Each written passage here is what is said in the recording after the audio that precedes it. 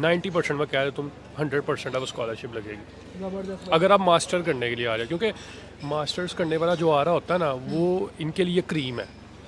वो ऐसा बंदा आ रहा है जो ऑलरेडी एजुकेटेड है, ऑलरेडी पढ़ा लिखा है, ऑलरेडी उसने कुछ अचीव किया, अप्लाई करना है ना, तब डिग्रियां टेस्ट होनी चाहिए। ठीक है। ठीक है, मिनिस्ट्री ऑफ फॉरेन अफेयर्स से, हायर एजुकेशन कमीशन से, HEC से, बोर्ड से, वो सारी डिग्रियां आपकी टेस्ट होनी चाहिए। और इटालियन में कन्वर्ट करवाने की ज़रूरत तो नहीं है? मैं दिल से चाहता हूँ कि पाकिस्तानी ज़्यादा से ज़्यादा पढ़े लिखे लोग यहाँ आएँ, क्योंकि बहुत ज़रूरत है कि हम अपनी कंट्री का एक अच्छा इमेज दें। क्या आपने पाकिस्तानी गर्ल्स भी स्टूडेंट्स देखे हैं यहाँ पे, जैसे कराची से, इस्लामाबाद से, पेशावर से?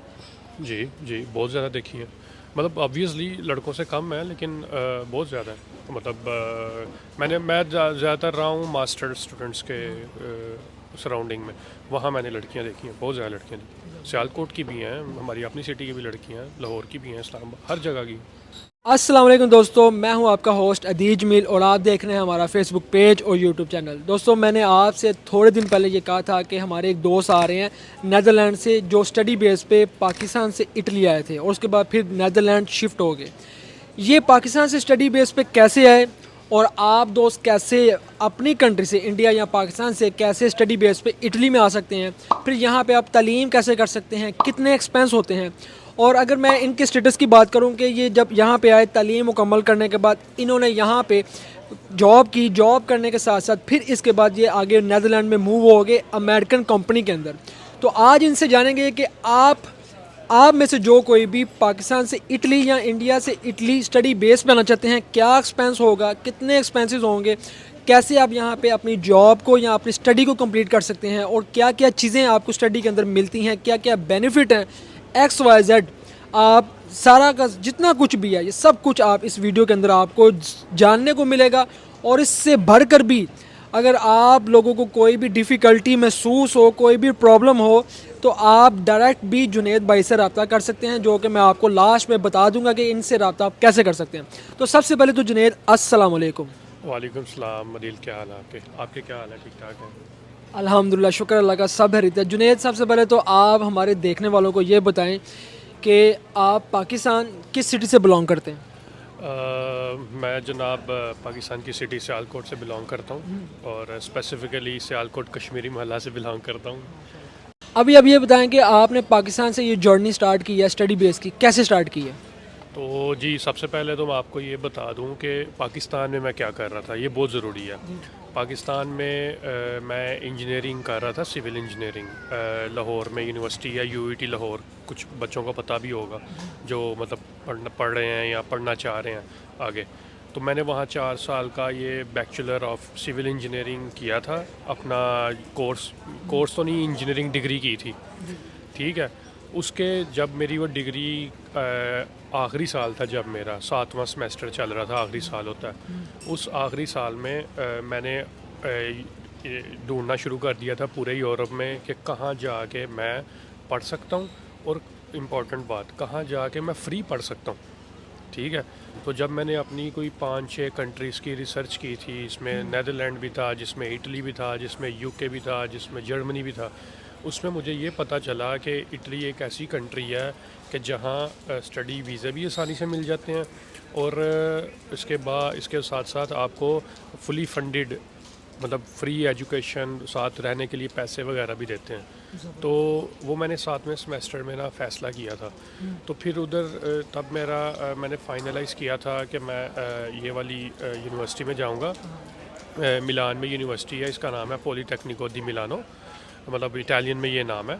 इसी तरह पॉलीटेक्निको दी टोरिनो जो ट्यूरिन की यूनिवर्सिटी है, इसी तरह पॉलीटेक्निको दी बोलोनिया, फ्लोरेंस, रोमा, और इस तरह हर शहर में यूनिवर्सिटीज़ हैं। लेकिन जिसमें मैं गया था अल्हम्दुलिल्लाह वो इटली की नंबर 1 यूनिवर्सिटी है, तो उसके वीज़े भी बड़े जल्दी लगते हैं एज़ कम्पेयर टू अदर्स। खैर, मैंने आइल्स का एग्ज़ाम किया। फिर जब मैंने यूनिवर्सिटी डिसाइड कर ली, जाहिर सी बात है, फिर आइल्स का पहला स्टेप, आइल्स का एग्ज़ाम किया। एग्ज़ाम जब कर लिया, फिर साथ ही मैंने एडमिशन अप्लाई कर दिया।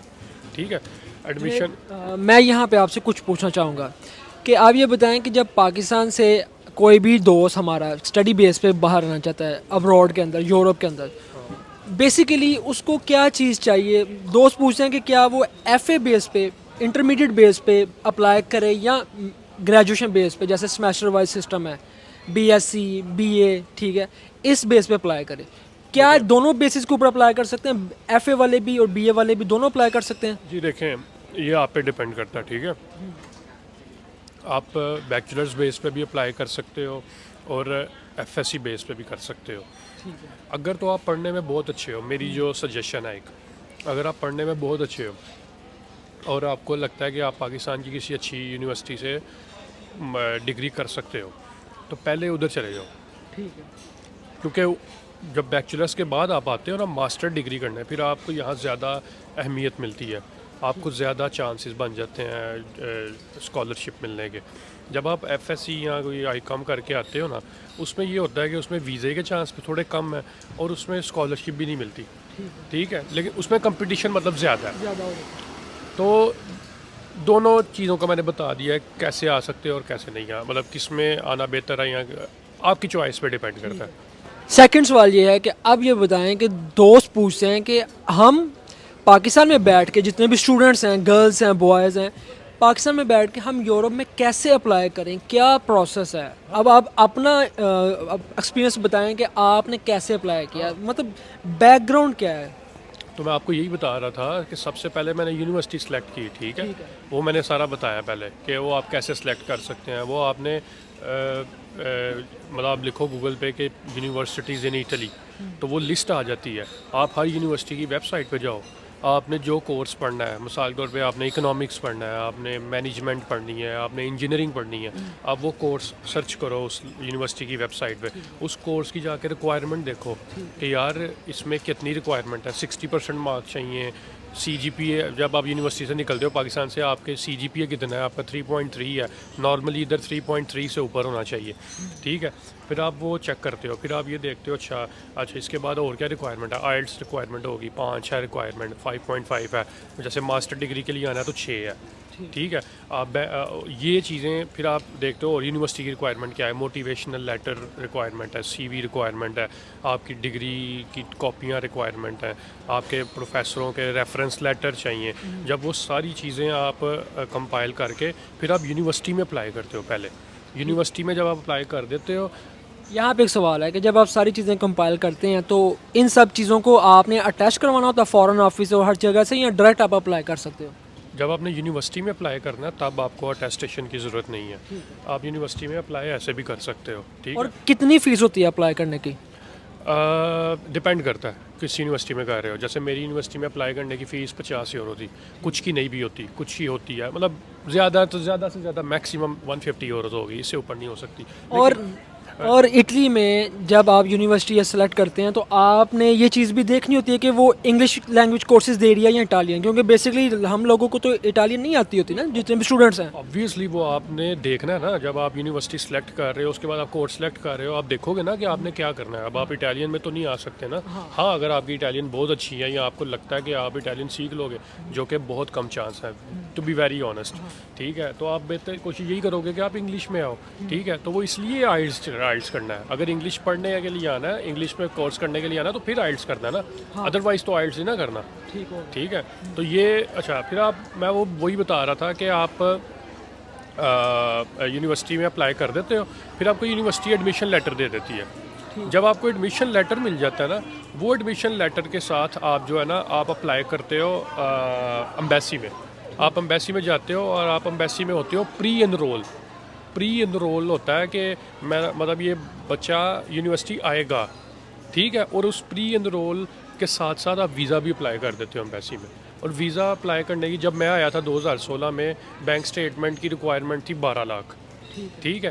तो लेकिन अब मैंने सुना है कि अब तो शायद बैंक स्टेटमेंट भी कुछ 25-30 लाख की मांगते हैं, ठीक है। तो एम्बेसी में आप अप्लाई करते हो, प्री इनरोल होते हो, एम्बेसी में अप्लाई करते हो, फिर वीज़ा मिलता है, ठीक है। जब आप वीज़ा ले लेते हो, फिर वीज़ा लेके आप इधर आते हो। इधर आ गए, जब आपका वीज़ा लगता है 3 महीने का, इतना वीज़ा लेके आप इधर आते हो, फिर इधर आप एनरोल होते हो। पहले आपने क्या किया? प्री एनरोल, ठीक। अब आप एनरोल हो गए यूनिवर्सिटी में, वो एनरोलमेंट का लेटर मिलता है। वो लेटर जाके आपने यहाँ, जिसको हम कस्तूरा बोलते हैं, पुलिस स्टेशन, वहाँ जाके देना होता है। मतलब आपने सारे डॉक्यूमेंट जमा करवाने होते हैं, फिर आपको वो रेजिडेंस परमिट, जिसको हम इटालियन में परमेसो दी सोजोर्नो बोलते हैं, रेजिडेंस परमिट वो मिल जाता है। फिर आप आराम से उस परमिट पे पढ़ें। यहाँ पे एक सवाल है कि वो जो यूनिवर्सिटी की फ़ीस कितनी होती है, मुकम्मल फ़ीस कितनी होती है, और वो फ़ीस कब पे करनी होती है, अच्छा, क्या देखें। पहले या फिर यहाँ पहुँच के? देखें जी, अगर आपने तो स्कॉलरशिप पे आना है, जैसे मैं आया था, मेरी टोटल फुली फंडेड थी, ठीक है, मतलब मैंने 1 रुपया भी पे नहीं किया था, ना फीस ना रिहाइश। मुझे रिहाइश फ्री थी, फ़ीस नहीं देनी थी। पर मंथ मुझे 350 यूरो मिलता था, ठीक है, और 2 साल तक ये मिलना था, नहीं सॉरी 2.5 साल तक मिलना था। तो 2.5 साल में मेरी डिग्री हो जानी थी। तो 2.5 साल में मुझे आराम से ये सब कुछ मिला है, जिसमें मैंने ये सारा किया। तो कुछ यूनिवर्सिटीज़ देती हैं स्कॉलरशिप, कुछ नहीं देती। मैं स्कॉलरशिप का नाम बता देता हूँ, जो कि यहाँ इटली में ऑलमोस्ट हर एक यूनिवर्सिटी में है। उसका नाम है DSU, ठीक है। वो जब आपका एडमिशन हो जाता है, उस एडमिशन होने के बाद वीज़ा लगने अप्लाई करने से भी पहले आप उसका भी फॉर्म जमा कर देते हो। और वो स्कॉलरशिप्स ये कह लें कि अगर कोई बच्चा मास्टर डिग्री करने आ रहा है ना, उस बच्चे की 80% 90% में कह रहे तुम 100% अब स्कॉलरशिप लगेगी ज़बरदस्त। अगर आप मास्टर करने के लिए आ रहे हो। क्योंकि मास्टर्स करने वाला जो आ रहा होता है ना, वो इनके लिए क्रीम है। वो ऐसा बंदा आ रहा है जो ऑलरेडी एजुकेटेड है, ऑलरेडी पढ़ा लिखा है, ऑलरेडी उसने कुछ अचीव किया हुआ है। अब जो 12 करके आ रहा है, मैं ये नहीं कह रहा कि वो उसने अचीव नहीं कुछ किया, लेकिन उसने अभी डिग्री नहीं की, ठीक है। उनकी भी स्कॉलरशिप्स हैं, लेकिन कंपटीशन बहुत है, ठीक है, और उनके वीज़े भी कम है। क्योंकि एम्बेसी वाले भी कहते हैं कि यार बच्चा मास्टर के लिए जा रहा है तो इसका ज़्यादा वो करना है। लेकिन एट द सेम टाइम जो 12 की है, मैं उनको भी डीमोटिवेट नहीं करूँगा। मैं उनको भी बोलूँगा कि अगर आप छोटी एज में यहाँ आ जाते हो, मतलब 12-19 साल की उम्र में कर लेता है, इस एज में आप यहाँ आ जाते हो, आप जब यहाँ डिग्री कर लोगे बैचलर, फिर उसके बाद बैचलर जब तुम कर लोगे ना, आप एक बम बन जाओगे मेरी नज़र में, जो कि एक जिसको सब कुछ आता होगा। ठीक है जुनेद, यहाँ पे मैं आपसे पूछना चाहूँगा दोस्तों के लिए कि अगर आप तो आए फ्री ऑफ कॉस्ट, अगर यूनिवर्सिटी की फीसिस कितनी होती हैं, डिपेंड करता है जैसे कोर्सेज पे, जैसे मेरी यूनिवर्सिटी फुल फीस कितनी होती है और कितनी फ़ीस आप पहले पे करके आ सकते हैं? मेरी यूनिवर्सिटी की फ़ीस थी, अगर मुझे देनी होती तो वो थी 3300 यूरो 1 साल की। अब मुझे नहीं पता, 2016 की बात है, शायद अब ज़्यादा हो, मतलब इतनी ज़्यादा नहीं हो सकती, मैक्सिमम 5000 होगी, 5000 यूरो बात कर रहा हूँ। 3300 यूरो थी, और फर्स्ट इंस्टॉलमेंट, मतलब साल में 2 इंस्टॉलमेंटें होती थी। फर्स्ट इंस्टॉल नहीं सॉरी 3 इंस्टॉलमेंटें होती थी। फर्स्ट इंस्टॉलमेंट यही कोई डिवाइड कर लें 3300 को 4 पे, 800 यूरो। ठीक है, 3 इंस्टॉलमेंट बोला मैंने, 3 तो फिर 1100 यूरो। ठीक हो गया। और ये हो गया। और अभी ये बताएं कि अगर जो दोस्त फ़र्ज़ करें कि इस पे नहीं आते, जैसे कि आपने बताया जब पाकिस्तान से आना, तो उसी टाइम तो नहीं ना आपका वो स्कॉलरशिप लग जाएगी, सब कुछ हो जाएगा? नहीं नहीं, मेरे केस में मेरी स्कॉलरशिप पहले लग चुकी थी। मुझे पता था कि मैं स्कॉलरशिप लगवा के जा रहा हूँ। लेकिन वो जो आप पाकिस्तान से चल के इटली में आए हैं आप, वो फीसिस और वो कितना, या यूनिवर्सिटी ने पहले आपसे कोई फ़ीस ली थी कुछ आने के लिए, या सिर्फ वो 150 यूरो ही दिया था? सिर्फ 150 यूरो लिया था मेरे केस में। ठीक है। अगेन हर एक का केस डिफरेंट हो सकता है, कुछ को शायद फ़ीस पहले देनी पड़े। कितनी फ़ीस पहले देनी पड़ सकता बताया मैंने आगे कि जितनी फ़ीस होगी उसका 3 गुना, है? Oh sorry 1/3, 1/3। 33%। और आपने पहले सवाल किया था डिग्री अटेस्टेशन करवानी पड़ती है, मुझे मिस कर गया था। जब वीज़ा अप्लाई करना है ना, तब डिग्रियाँ टेस्ट होनी चाहिए, ठीक है। ठीक है। मिनिस्ट्री ऑफ फॉरेन अफेयर से, हायर एजुकेशन कमीशन से, HEC से, बोर्ड से, वो सारी डिग्रियाँ आपकी टेस्ट होनी चाहिए। और इटालियन में कन्वर्ट करवाने की ज़रूरत नहीं है? करवाने की ज़रूरत है। जब आपने वीज़ा अप्लाई करना है, आपको अपनी डिग्रियाँ ट्रांसलेट करवानी है इटालियन लैंग्वेज में। पहले कन्वर्ट करवा के फिर अटैच करवानी है, या अटैच? बिल्कुल, पहले कन्वर्ट करवा के, सब कुछ पहले कन्वर्ट करवा के, फिर उसके बाद ओरिजिनल और उसकी फ़ोटोकापियाँ टेस्ट करवानी होती हैं। और ओरिजिनल सारी जितने भी डॉक्यूमेंट्स हैं वो सारे यहाँ पे लेकर आने हैं? ओरिजिनल डॉक्यूमेंट बिल्कुल यहाँ लेके आने हैं, उसके बगैर आप एनरोल नहीं होंगे। ये चीज़ होगी। और जुनैद, अब ये बताएं कि जब आप पाकिस्तान से आए हैं तो कितना प्रोसेस लगा पाकिस्तान से इटली स्टडी बेस पे आने का? अच्छा, तो मैंने शुरू किया था 7वें सेमेस्टर में, राइट। तो वो बनता था जनाब नवंबर समझ लें। मैं नवंबर में स्टार्ट किया, किसी साल के नवंबर में स्टार्ट किया था मैंने, और फिर मैं यहाँ आ गया था सितंबर में। तो यही कह दें 9 महीने। यानी कि अगर कोई भी स्टडी बेस पे अप्लाई करता है तो वो 8 से 9 महीने के अंदर आ सकता है इजीली। हाँ बिल्कुल। बहुत से स्टूडेंट्स ये सवाल करते हैं कि ये जो बैंक स्टेटमेंट है, ये बैंक स्टेटमेंट किसकी लगेगी? भाई की लगेगी, वालदा की लगेगी, या वाले साहब की लगेगी? बेस्ट केस जो है वो तो ये है कि मतलब वालिद या वालदा, ठीक है, क्योंकि वो आपके गार्डियन है, ठीक है। भाई उस केस में लग सकती है जब आप उसको प्रूव करो कि ये मेरा गार्डियन है। वो कैसे आप कर सकते हो? वो अथॉरिटी लेटर होता है, वो आपका भाई लिख के दे सकता है कि यार मैं इसको सपोर्ट कर रहा हूँ। लेकिन बेस्ट जो मैं अगेन बेस्ट केस है कि आपके वालिद की हो। और उसमें जो वालिद की जितनी भी सैलरी की, वो उसमें स्लिप्स भी चाहिए, प्रूफ भी चाहिए? नहीं नहीं नहीं, बैंक स्टेटमेंट में नहीं। मैं आपको अपने टाइम का बताता हूँ। हमारे टाइम पे इतना फ्री था सिस्टम कि एक मेरा दोस्त था, उसकी 4 लाख बैंक स्टेटमेंट ही वीज़ा लग गया था। 4 लाख।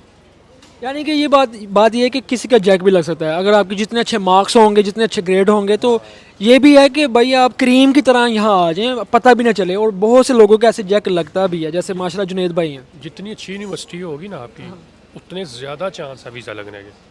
जितनी मतलब नीचे लेवल पे यूनिवर्सिटी होगी उतने कम है, ठीक है। तो ये एक, क्योंकि उनको पता है कि किस यूनिवर्सिटी का बच्चा जो है ना, मतलब किसी यूनिवर्सिटी का लेवल ऊपर है तो इसके वीज़े रिजेक्ट नहीं करने। जो इधर बच्चा जा रहा है मतलब उसका लेवल है। और जब आप यहाँ पे आए थे एयरपोर्ट पे, तो एयरपोर्ट पे आपको किसने रिसीव किया? हाँ, एयरपोर्ट पे जब आए थे हम एक्चुअली 3 फ्रेंड्स थे, हम इकट्ठे ही आए थे। हम तीनों ने इकट्ठे प्रोसेस किया था। वो भी एक बड़ी हेल्प हो गई थी हमें, क्योंकि हम भी किसी को नहीं जानते थे, हमने भी किसी से इन्फॉर्मेशन नहीं ली थी। यकीन करें, खुद ही सब कुछ सर्च किया था, फिर हमारा कांटेक्ट हो गया था। हाँ, एक चीज़ होती है, आप खुद भी हाथ पाँव मारें। हमारे बच्चे होते हैं, मैंने मोस्टली मतलब मैं भी ज़ाहिर बात है सियालकोट से हूँ, हमारे बच्चे होते हैं वो कहते हैं बस हमारा हाथ पकड़ो और हमें ना साथ ले जाओ। ऐसे नहीं होता। यकीन करें, मैंने खुद मेरे दोस्तों के साथ मिलके, अल्लाह का शुक्र है हम तीनों इकट्ठे थे जिसकी वजह से हेल्प हो गई। तो हमने खुद रास्ते ढूंढे, हमने खुद इन्फॉर्मेशन ली। अच्छा, फेसबुक से ये वाला पेज है, ये वाला ग्रुप है, इस बंदे से ये वाली इन्फॉर्मेशन मिल सकती है। तो वो एक वो यहाँ से इन्फॉर्मेशन लेता था, 2 कहीं से लेते थे, वो इकट्ठी होती थी, फिर एक इन्फॉर्मेशन सही वाली निकल के सामने आती थी। तो ख़ुद भी आपने फ़ेसबुक पे जाके इन्फॉर्मेशन लेनी है। उधर लोग होते हैं, फ़ेसबुक के ग्रुप बने हुए हैं, पाकिस्तान स्टूडेंट्स इन इटली, इस तरह के बहुत ग्रुप हैं। आप उधर पोस्ट कर दें कि यार मैं ऐसे ऐसे मैं आना चाह रहा हूँ, मुझे कोई गाइड कर दे। आपको 1000 लोग मिल जाएंगे जो गाइड करेंगे। आप मेरे से पूछें, मैं अदील को मैंने बोला कि आप मेरा चैनल वो मेंशन करेगा, आप मेरे से पूछें, आप अदील से पूछें। तो मैं ये दिली यकीन करें, मैं दिल से चाहता हूँ कि पाकिस्तानी ज़्यादा से ज़्यादा पढ़े लिखे लोग यहाँ आएँ, क्योंकि बहुत ज़रूरत है कि हम अपनी कंट्री का एक अच्छा इमेज दें और अपनी कंट्री के लिए आगे चल के बहुत कुछ हम बेहतर कर सकें। क्योंकि यहाँ आके हम बहुत कुछ सीखते हैं, बहुत कुछ लर्न करते हैं, और वो हम अपनी कंट्री में इम्प्लीमेंट कर सकते हैं। और वो चीज़ें जो हमारे मुल्क में कुछ ठीक नहीं हो रही, हम देख सकते हैं कि हम कैसे ठीक कर सकते हैं। और जुनेद, इसके अलावा ये है कि जब आप यहाँ पे आए तो आपको वो एयरपोर्ट पर रिसीव करने के लिए, तो एयरपोर्ट पर रिसीव करने के लिए इसी तरह जब फेसबुक पे रब्ता हुआ, एक फ्रेंड था, फ्रेंड तो नहीं था मतलब बाद में वो फ्रेंड बन गया, बट उससे रब्ता हुआ। वो लड़का पढ़ता था ऑलरेडी वहाँ, कराची से था। उसने हमें बोला कि आप कब आओगे, हमने बताया हम इस वक्त आएंगे। फिर उसने हमें थोड़ा गाइड किया। वो एयरपोर्ट पे तो नहीं लेने आ सकता था, वो भी स्टूडेंट था, तो उसने हमें गाइड किया कि आप ऐसे ऐसे एयरपोर्ट पे उतरो, आप ये वाली ट्रेन लो, आप यहाँ आ जाओ। फिर हम वहाँ चले गए, वहाँ से उसने फिर हमें पिक कर लिया। फिर हमने जहाँ जाना था उसने वहाँ हमें हमारे जो अकोमोडेशन थी यूनिवर्सिटी की तरफ से मिली हुई, उसने फिर हमें वहाँ लेके गया। उसने हमें सारा बताया कि कैसे अगले दिन यूनिवर्सिटी जाना है, कैसे क्या करना है। फिर शुरू वाले दिन बड़े चैलेंजिंग होते हैं, नो डाउट, बड़ी प्रॉब्लम्स होती हैं। खाना बनाने की टेंशन, ये वो समझ नहीं आ रही होती कहाँ जाना है कहाँ नहीं जाना। जब मैं आया था तब बहुत कम पाकिस्तानी थे, लेकिन अब आहिस्ता आहिस्ता पाकिस्तानी बहुत ज़्यादा हो गए हैं। लेकिन जब हम आए थे बड़े चैलेंजेस थे, लेकिन उस लड़के ने काफ़ी हेल्प की थी। फिर यही समझ लें 1 महीना लगा था तो हम सारे को सिस्टम में हो गए। एक सवाल मैं और पूछना चाहूँगा, क्या आपने पाकिस्तानी गर्ल्स भी स्टूडेंट्स देखे हैं यहाँ पे, जैसे कराची से, इस्लामाबाद से, पेशावर से? जी जी, बहुत ज़्यादा देखी है। मतलब ऑब्वियसली लड़कों से कम है, लेकिन बहुत ज़्यादा है।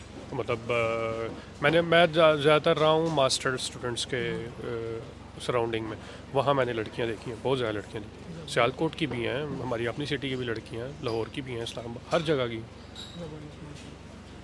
वेल जुनेद, ये तो जुनेद ने आप लोगों को गाइड किया कि कैसे आप स्टडी बेस पे, कैसे आप पाकिस्तान से या इंडिया से कहीं से भी आप अप्लाई कर सकते हैं। हर चीज़ आपको मोटी मोटी बता दिया, जिसमें आपके लिए ये है कि अब आप कैसे हर चीज़ को कलेक्ट करके खुद अप्लाई करते हैं? हमारी ये प्रेफरेंस है कि हर वो स्टूडेंट जो चाहते हैं ज़िंदगी में आगे बढ़ने के लिए, मैंने आपको वो सारी चीज़ें आपके सामने रखी हैं।